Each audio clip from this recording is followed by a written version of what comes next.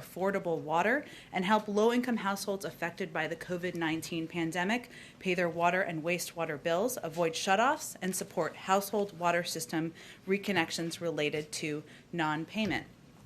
$166.6 million, or 15% of allotted program funding, is being made immediately available to grantees, which will then, of course, be distributed in communities. In total, $1.1 billion will be available through grants, including $500 million in American Rescue Plan funding. The President believes that having access to affordable, clean, and safe drinking water is essential to everybody's health and well-being. A little preview of the President's remarks for later this afternoon. We've now vaccinated 63% of the country, and over 72% of those 40 and older are vaccinated, thanks to aggressive action by this administration. COVID-19 cases and deaths have plummeted as a result. Cases are down over 90%. Deaths are down over 85% since January 20th. The fact remains, if you are not vaccinated, you are at risk of getting the virus or spreading it to someone else. So today, the President will announce the launch of a month of action to mobilize an all-of-America sprint to get more people vaccinated by July 4th. Community leaders, faith partners, businesses, celebrities, athletes, colleges, and thousands of volunteers will participate in this nationwide campaign. And as part of the month of action, we're making it even easier to get vaccinated, which, as we've seen, is the key to increasing numbers and getting more shots in arms. So the nation's largest child care providers will be watching kids for free while parents get the shot.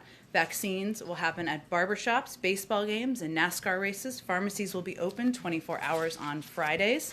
And throughout our time in office, we've led a whole of government effort to get the vaccine out. So this next month, we're continuing to build on that by leading canvassing, phone banking, texting into areas with low vaccination rates, coordinating vaccine events. More than 100 organizations have committed to hosting over 1,000 events the first weekend alone.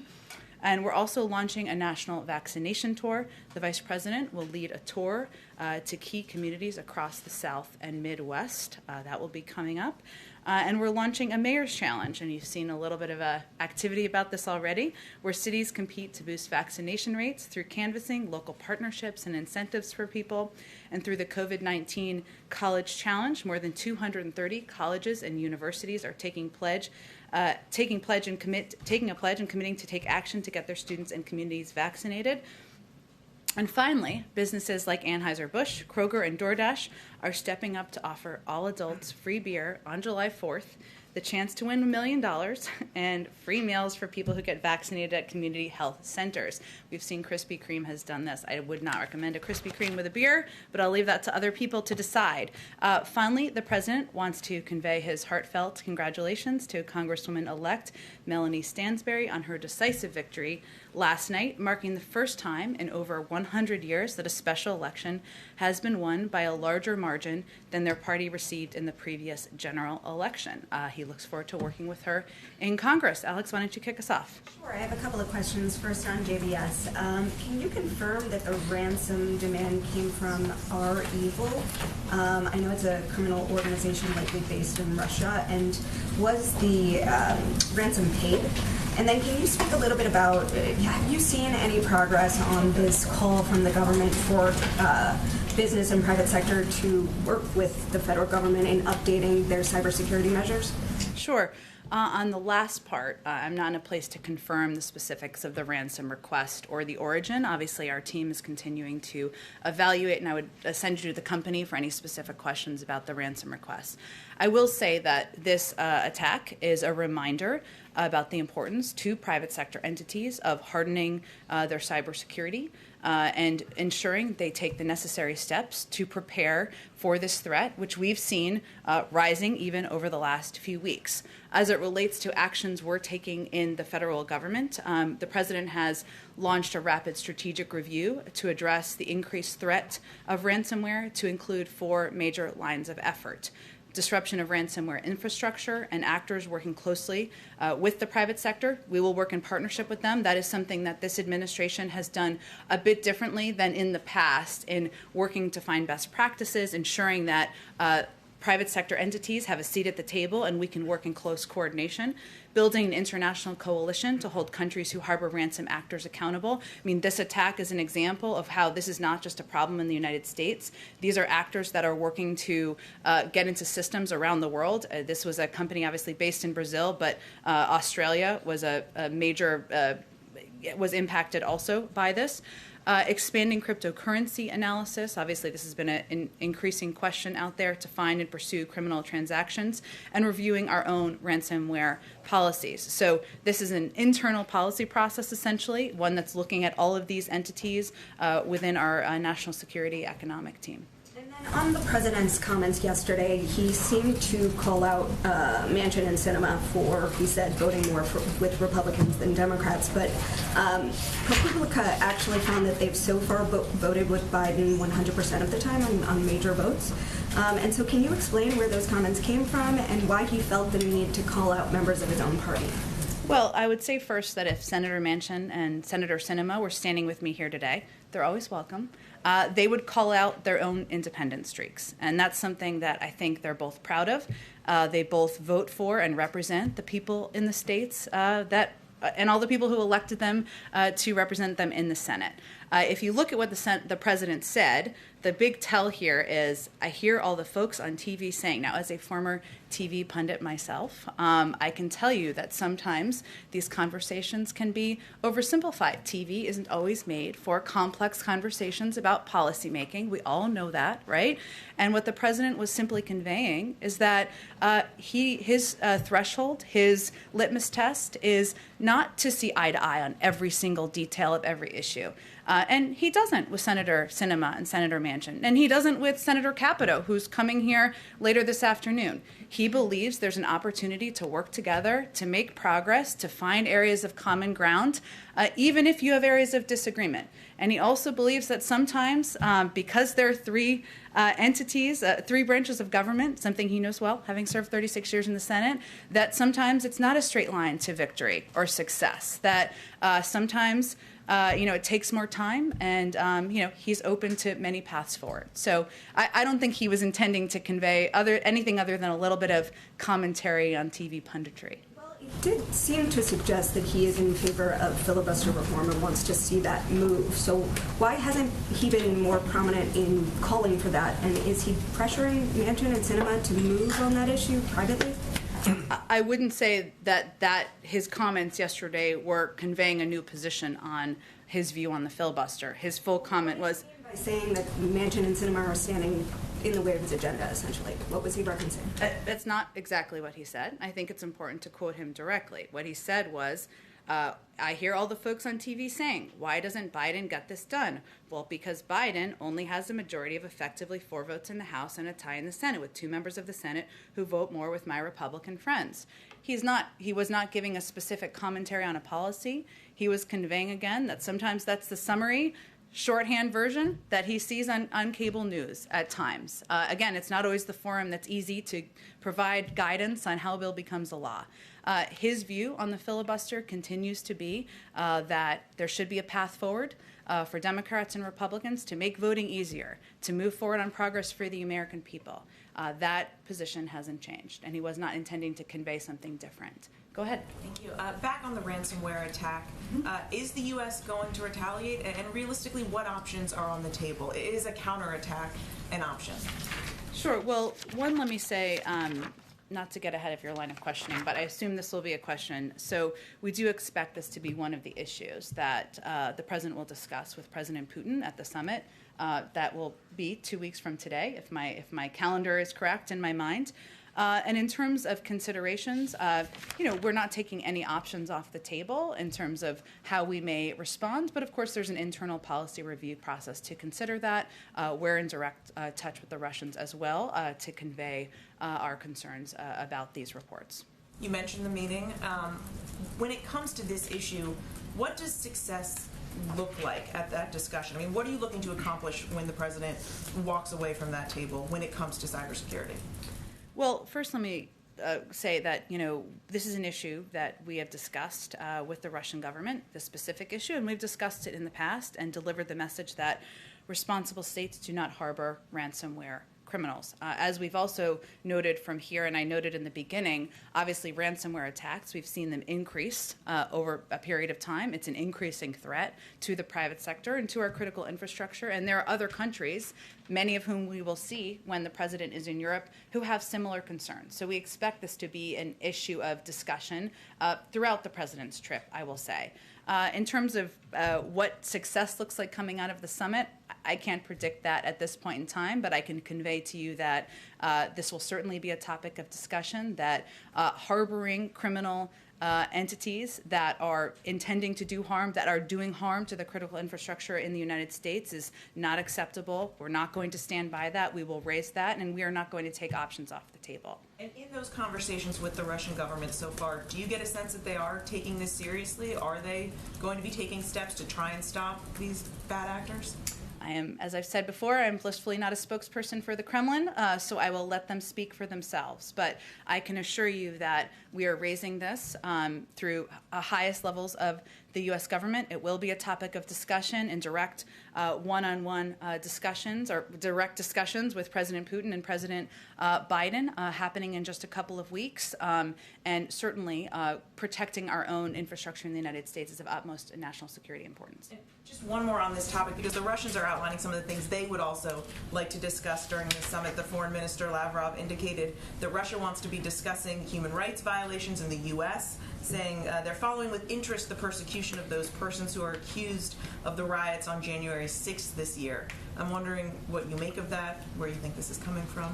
Well, we don't use the Russian government as our guide to human rights models in the world, but I will say that the president has not held back in his view that the attacks on January 6th were a mark on democracy, were a dark day in our own democracy, and certainly I'm sure he'd be happy to repeat that. But the president's view is that there are a range of topics that we should be discussing in this meeting. We'll have more to preview for it, probably in the days in advance of the summit, including on his agenda is, of course, these cyber attacks and the use of ransomware, harboring criminal entities in your own country. Also is their aggressive actions in Ukraine, and also are areas where there can be an opportunity to work together, including nuclear capabilities and security. So lots to discuss. Go ahead. Just to put a fine point on this very quickly, is it President Biden's view that President Putin can stop these attacks, these hacks from occurring if he wanted to? Well, I would say the President Biden certainly thinks that President Putin and the Russian government has a role to play in stopping and preventing these attacks. Hence, it will be a topic of discussion when they meet in 2 weeks. Does the President believe that Vladimir Putin is testing him right now ahead of the summit? I'm not going to give any further analysis on that, other than to tell you that our view is that when there are criminal entities within a country, they certainly have a responsibility. And it is a role that the government can play. And again, that will be a discussion at the summit. Of all the threats that the White House has to juggle right now, and of course there are a lot, how high does ransomware fall on that list right now? Has it gone dramatically higher in the course of this administration? Does it need to be higher than it is right now? Where is it? You know how I love rank ordering our focuses and our threats? But it's been growing dramatically, obviously, right? This is now. That is true, and Peter, I just said that. I think that this is this attack that we've seen over the last couple of days, and certainly following the attack that we saw several weeks ago, is also a reminder to the private sector about the need and the importance of hardening their own cybersecurity protections, of investing in and putting in place protections in their own systems. We have given guidance for some time from the federal government, and it is up to a number of these private sector entities to protect themselves as well. The Steamship Authority in Massachusetts reports that they were just the victims of a hack. Has that been communicated to the White House? Are you involved? Do you have any comment or message or anybody to attribute that to? I have seen those reports. They just came out. Yes, exactly. I just don't have anything more for you on it, but we can see if there's more later this afternoon. Last one, if I can, then. In March, we heard from the National Security Advisor, Jake Sullivan. He came in here and told us that the U.S. in the near future, to use his words, would name who's responsible for the hack on the Microsoft exchange. So can you tell us who that is? Several months have passed and what the holdup might be. I'm happy to check with our national security team and see if they have an update. As you know, they are quite careful and thorough. I should say thorough is probably the right word in how they review and assess and provide public guidance, but we can see if there's anything more they can report out. Is the prevailing theory still that it's China, or can you not go any further than he did that? I don't think I have an update on it from what we've provided in the past. Thank you. Go ahead. Thanks, Jen. Why does the White House think there's a shortage of workers right now? Well, we've talked about this a bit in the past, but happy to go through it. So one, our view is that it's going to take time for workers to regain confidence in the safety of the workplace, reestablish childcare, school, and commuting arrangements, and finish getting vaccinated. And even when individuals get their first dose, we've seen a huge increase in that. As I started the briefing talking about, it's about a 5 to 6 week cycle. So we have expected that to have an impact. At the same time, as we look at all of the data, we know that our economy is growing faster than any time in the last 40 years. We're creating an average of 500,000 jobs a month, up from 60,000 a month before the president took office. And we're continuing to put in place policies and measures to ensure that we're helping people make ends meet and we're helping the economy continue to grow. And you mentioned thoughts about safety. You're celebrating the number of vaccinations today. You say the vaccines work. COVID cases are way down. You're right. Is there any thought here that some of the worker shortage could be driven by the extra $300 in weekly unemployment benefits through September? I will say, Peter, that our economists and our assessment, and the assessment of many economists out there, is that the largest impact, are on issues related to the pandemic. And yes, you're right that the increased numbers, that's a good sign, it's a positive sign, but it's a 5 to 6 week cycle. So the data that was taken for the May jobs number, the jobs numbers that came out for April and early May, was from early April. That's almost 2 months ago, right? We'll see. We'll have jobs numbers come out on Friday. The vaccination rates are continuing to go up. And in terms of people being fully safe, fully vaccinated, it's going to take some time. We always expected that to be a couple of months, and we expect to see continuing improvement in the numbers. On the JBS hack, these hackers based in Russia have disrupted American gas supplies and American meat supplies. Mm-hmm. Why do you think that these ransomware attacks have been rising since President Biden took office? Well, first I would say these are private sector entities who have a responsibility to put in place measures to protect their own cybersecurity. As it relates to why criminal actors are taking actions against private sector entities, I don't think I'm the right one to speak to that. So total coincidence. I think you could certainly go track down those cyber criminals in Russia and have a good chat with them. Okay, if you have any leads, we'll take that. Okay. And then on immigration, has the president or the vice president seen the video from last Friday of a 5-year-old boy dropped off along the border yelling to the adults who abandoned him, no, don't go, no? Well, I've seen the video. It is heartbreaking, and the reason we continue to be very clear, regularly migrating to the United States puts ourselves and others at risk. That's why we've relaunched certain efforts to build a more fair and orderly immigration system, including programs like the Central American Minors Program that allows kids who are eligible to apply from within country. But I don't think anyone, whether a parent or not, would watch that video and not feel heartbroken by a 5-year-old, I think, screaming at the border. Thanks. Go ahead. Thanks, Jen. A couple of questions about the COVID numbers. You talked about the latest vaccination rates. Does the Biden administration still consider herd immunity to be realistic and achievable? Well, I would say first that Dr. Fauci has spoken to this and the kind of terminology of herd immunity and kind of refuted that as the right definition of how we should look to how we're going to make progress. And that's why we have set out a goal of getting 70% of the American population vaccinated by July 4th. There's still a lot of work to do. About a dozen states have met that requirement. That's why we're launching this big initiative over the next month. But what Dr. Fauci and other medical experts have conveyed is that it's really going to be up to local communities and states to see what their vaccination rate is and make determinations about what's going to work locally. That is how the assessments will need to be made. You talked about the 90% drop in cases. Does the White House worry that as the number of cases drops, that these holdouts will actually be more reluctant to get vaccinated because they won't be as worried that they themselves will get sick?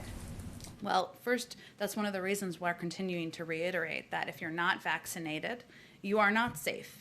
You are not safe against others who are not vaccinated who may carry the virus. The individuals who can benefit from all of the new guidance the CDC has put out, who can go to concerts and go to baseball games, I was going to say football, not quite there yet, go to their kids' soccer games and not wear a mask, those are vaccinated individuals. There's huge incentives to getting vaccinated, but it doesn't mean that individuals who are not vaccinated are safe from getting the virus. And while, yes, we've made a lot of progress, there are still communities where the percentage is higher than it should be, where there are still larger numbers of young adults who are not vaccinated. Those are many of the communities that we're focused on in our month-long effort. In the president's speech yesterday, when he laid out his new economic equity measures, one of the things he didn't talk about was student loan forgiveness. And that's something he talked about a lot on the campaign trail. We know that student debt is a big driver in economic inequality. So why didn't he include that, and where does the White House want to go on that issue? Well, first I would say that one of the ways anyone can know out there about how much the president cares about student debt and student loans is by simply looking at his budget and the budget he proposed and rolled out last Friday. He makes 2 years of community college free, along with a major increase in Pell Grants that will drastically reduce the cost of an education beyond high school. The American Families Plan, which he proposed, we still need to get it, of course, signed into law, or passed and signed into law, which is included also in the president's budget, includes a historic $47 billion of investments in HBCUs, tribal colleges and universities, and minority-serving institutions. And these institutions are critical to helping underrepresented students move to the top of the income ladder. And so President Biden is calling for a historic investment in these areas. And those are things that are laid out specifically in his budget and shows his desire and commitment to level the playing field and provide necessary assistance. Why doesn't the budget include $10,000 in student loan debt forgiveness, for example? That's something that he called on Congress to do when he was a candidate. And he'd be happy to sign a bill into law if they pass that bill, and he'd look forward to having it on his desk. Go ahead. Thank you, Jen. Just a couple of follow-ups on JVS. Obviously, the White House is engaging directly with Russia on this, and we were wondering if Russia has offered any cooperation or help in tracking down these hackers. I'm just not going to be reading out Russia's view or their role here. You can certainly ask them those questions. And considering this is obviously the third Russia-linked attack this year, and we understand that the president will bring this up in his meeting with President Putin, but is the administration really considering any actions in addition to that to make sure that this doesn't happen? Sanctions or any other actions that are perhaps on the table? Sure. I mean, as I said, I think in response to an earlier question, we're not taking options off of the table, but it's just an opportunity. There will be an opportunity for the president to discuss this directly with President Putin, to reiterate the fact that we believe that responsible states do not harbor ransomware criminals, and that, and as he said, as we said around Colonial and the Colonial hack or the Colonial ransomware attack, we will continue to be in direct touch with Moscow. We will continue to make the case that responsible countries need to take decisive action against ransomware networks. At the same time, as I noted a little bit earlier too, we're doing our own review of a range of options as well from here. And I had one on the surplus vaccines. Sure. Has there been any decision made on those 80 million vaccines, and will the president offer any updates on that today? He won't offer any updates on that today. Hopefully we'll have more for you on that soon. I know there's a lot of interest, and as I've noted earlier or previously, what we want to do is not just to convey, hopefully, some of where some of the vaccine may be going, but also what our approach will be to ensure that it is distributed in an equitable manner around the world. So all of that would be a part of any announcement at the appropriate time. Go ahead. Thanks, Jen. During the campaign, Biden promised to host a summit for democracy during the first year of his presidency. Can you give us an update on if that's taking place, when it might take place? I don't have any date or schedule for you. We have some time left in the year, fortunately, but I don't have any update for you on the timing. Is he still planning to do it in his first year? that still remains the plan. And then can you say anything more about the specific mandate that the president gave to the vice president on voting? Sure. That he mentioned yesterday. I mean, how is he going to measure success on that? Well, first, let me say that the president sees the vice president as an important partner and somebody who can work to take on challenging and hard initiatives. That's the role of the modern day vice president. And she actually asked to run point and lead on voting rights. It's an issue that she is personally committed to and passionate about. As she conveyed in her statement yesterday, she expects in the weeks ahead to engage not just with the American people, but with voting rights organizations, community organizations, the private sector to help strengthen and uplift efforts on voting rights nationwide.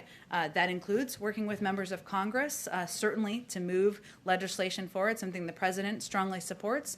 It also includes working with local organizations, working with states to see how to make voting more accessible to people across the country. So I think the president is looking to work with the vice president as a partner and looking forward to her taking on this important initiative, something that's a priority to him as well. And I'm sure he'll be regularly updated on her progress. Does he expect the vice president to travel to these states that have imposed voting restrictions in their state laws? I think the vice president will have more to say about how she will approach this effort. As you know, she's traveling to the Northern Triangle over the next couple of days on one of the other initiatives she's leading, but I expect she'll have more to say in the coming weeks. Briefly, how does he expect the vice president to prioritize these multiple things that she has in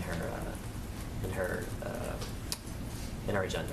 Well, I would say just as the president has to balance a number of different priorities, whether it's the American Jobs Plan or working to protect us from ransomware attacks or preparing for an international summit and all of the other entities that are on the president's plate, a modern-day vice president does the same thing. So he's confident in her ability to take on a robust agenda, which she certainly has on her plate. Go ahead. Yeah, thanks, Jen. I'm curious if you can kind I'll of come describe... to you next. Sorry, go ahead. It's okay. Go ahead. No, go ahead. I was so chivalrous there. Go ahead. Okay. I'm just curious. See how I Sorry. did that? We'll come back to you. If you can describe for us, how thin is the president's patience when it comes to negotiating some of these bipartisan agreements he wants to see, not just with infrastructure today, but for example, whether it's police reform or the jobs plan? At some point, does he say to his fellow Democrats, we just have to go at it alone? And then does that mean we're going to see more executive orders as a result? Well, first, I would say that the president has a bit of experience legislating, and his approach is to look for ways we can find common ground. That's exactly what he's going to do when he meets with Senator Capito this afternoon. Negotiations mean both sides continue to make moves toward each other. Both sides continue to look for areas where they agree, and that's what he's prepared to do, and he's hopeful this meeting is an opportunity to do. At the same time, we're working on a number of different paths. There's discussions between bipartisan members in the Senate about how they might come to agreement on a path forward on a historic investment in infrastructure, on a version of the American Jobs Plan. He's eager to see what they have to offer. We also know next week, Congressman DeFazio is going to be marking up the American Jobs Plan in the House, something a lot of members and Democrats in the House are quite excited about. So I would say that we're working on many channels. He's going to have discussions with all of these entities and parties, and he knows that sometimes in this journey, in this path, you have to keep a range of options on the table. And his level of patience? I would say he wouldn't have been in the Senate for 36 years if he wasn't quite patient. So, but patience is not unending, and he wants to make progress. His only line in the sand is inaction. He wants to sign a bill into law this summer. But I would also remind you that the American Rescue Plan passed in a very quick timeline for how legislation moves forward, very fast. And there's historic legislation, the Affordable Care Act, for example, the president worked closely on. That took a year. We're not advising that's the timeline, but just to suggest that sometimes these efforts can take a little bit of time. He's working to move things forward, and there are certainly items on, the clock is certainly ticking because there are items like the markup next week that will drive discussion by members of Congress. Go ahead. So the president has talked a lot about seeing democracy as under attack, and his speech Monday, I think, was pretty blunt about that. He talked a lot about voting rights in that speech. So can you just clarify how he sees the stakes of these bills like in Texas? Does he truly see them as an existential threat to democracy? Well, I would say that first, he believes that the Texas legislation is a part of a concerted attack on our democracy being advanced, as we have seen, not just in Texas, as you well know, but in states across the country on the basis of the same repeatedly disproven lies that led to the assault on our nation's capital on January 6th. So that is, of course, of great concern to the president. He thinks that must stop. It must be easier, not harder, for all eligible voters to vote, to register and cast their ballots. We need to move forward and not backward. And the fact of the matter is that the Texas legislation would make it harder to vote in a state where it is already too hard for many people to vote. But it's not the only state where we're seeing this troubling trend. But this is one of the reasons why he asked his vice president, she asked for it, but he certainly was thrilled to have her leading the effort on voting rights moving forward, given this is a huge priority to him and a huge priority to her as well. Question on a much different scope. I have a follow-up on the free beer announcement. Can you just clarify, because Anheuser-Busch says this is in partnership with the White House. Can you clarify what that means? Is like the federal government subsidizing this at all?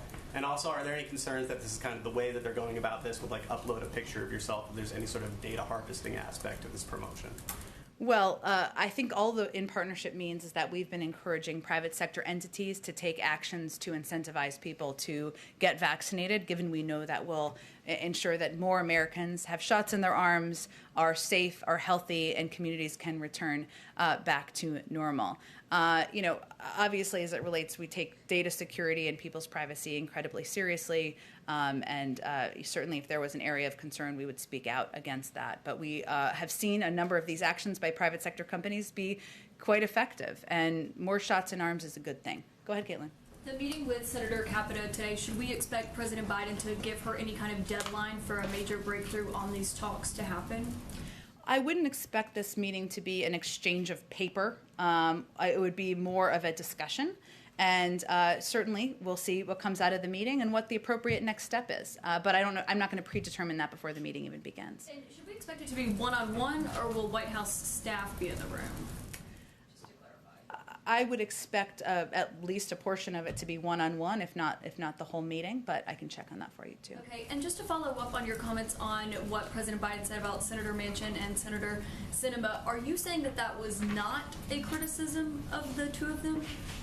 It was not, no. That he considers them both friends. He considers them both good working partners. And he also believes that in democracy, we don't have to see eye to eye on every detail of every single issue in order to work together. And he certainly thinks that reflects their relationship. But you've been saying two Democrats vote with Republicans more than they do with my party. Republican friends. I would say that the fact that the president is having Senator Capito here today and has been having ongoing discussions with Republicans in the Senate, and that he's eager to find a path forward on bipartisan work certainly tells you, I think, what you need to know about what he thinks about working with people even when there's disagreement.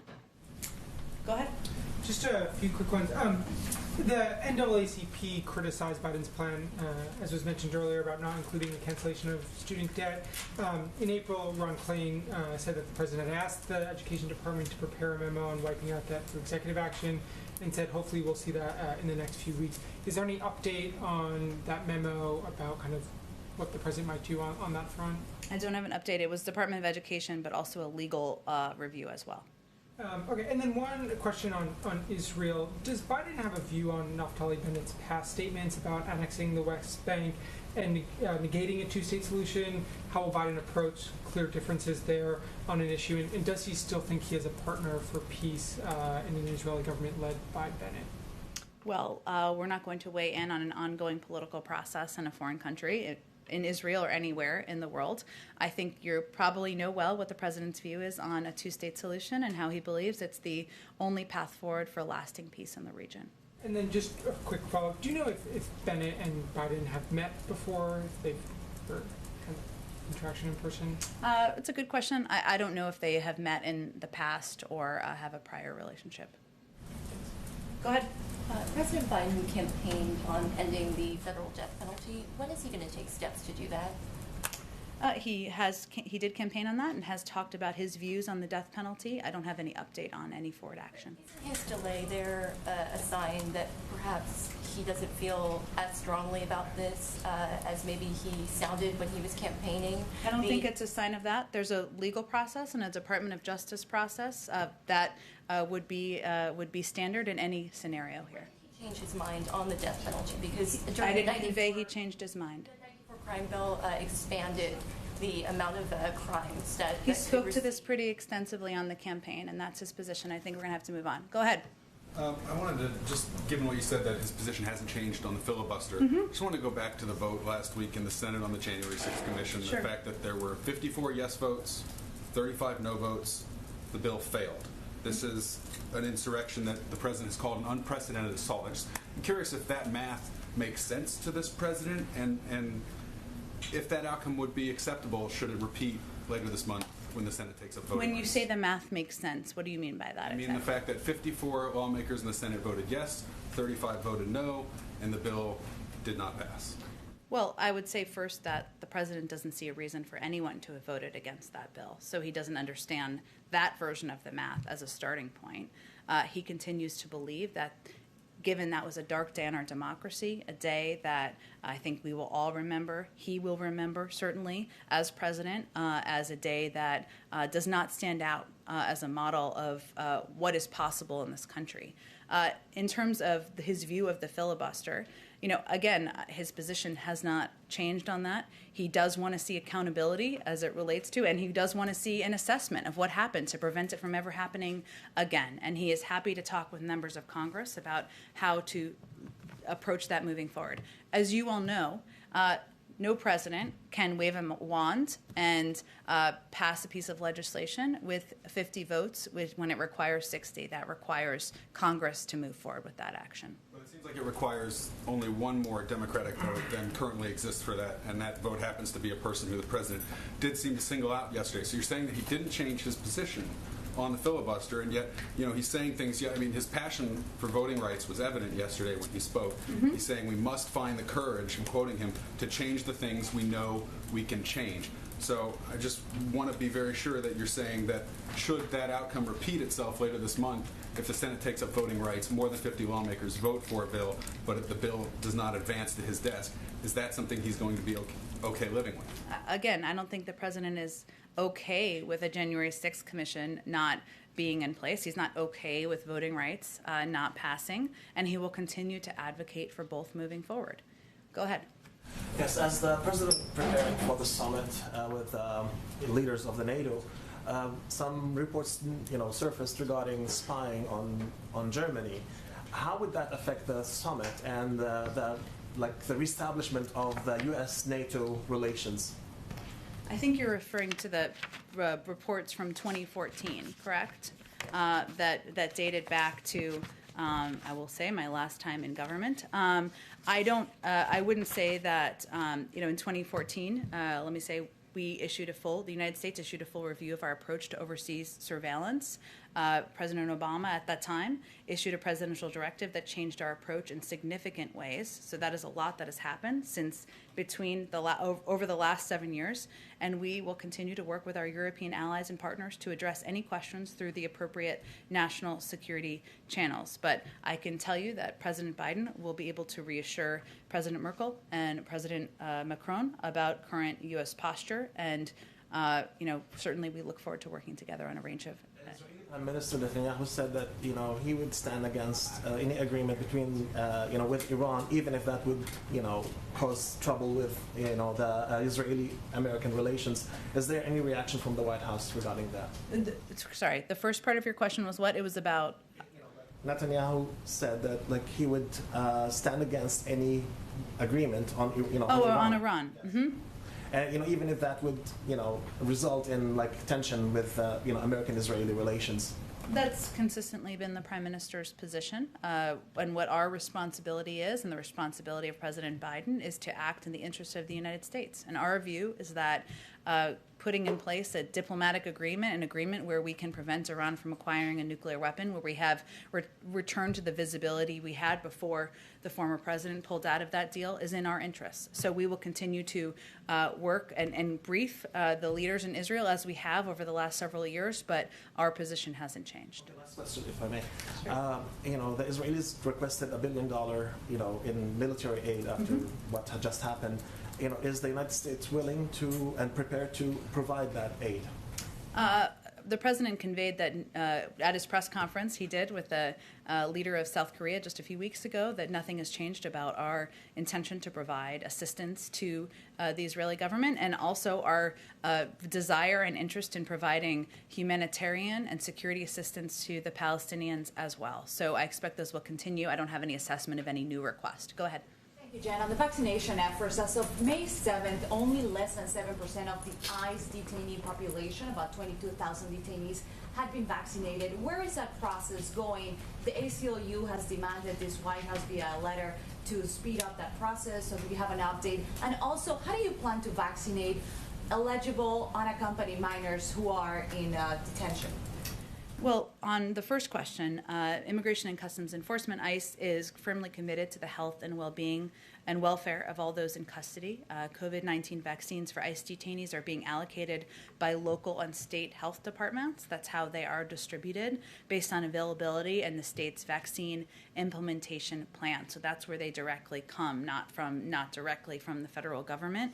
Additionally, DHS's chief medical officer is rapidly working on scaling our own internal capability to vaccinate detainees in our care across the country. So that would be an additional step in addition to the state and local allocations, but it is a focus and a priority. In terms of unaccompanied minors, some eligible unaccompanied children have already received a COVID-19 vaccine. We're working with our state partners to implement broader vaccine distribution in keeping with CDC guidance. It hasn't been an extensive period of time where children under the age of 18 have been eligible. Obviously, these allocations are distributed across states, but of course they've been broadly available for some time in the country, so this should provide greater access to the vaccine to unaccompanied children.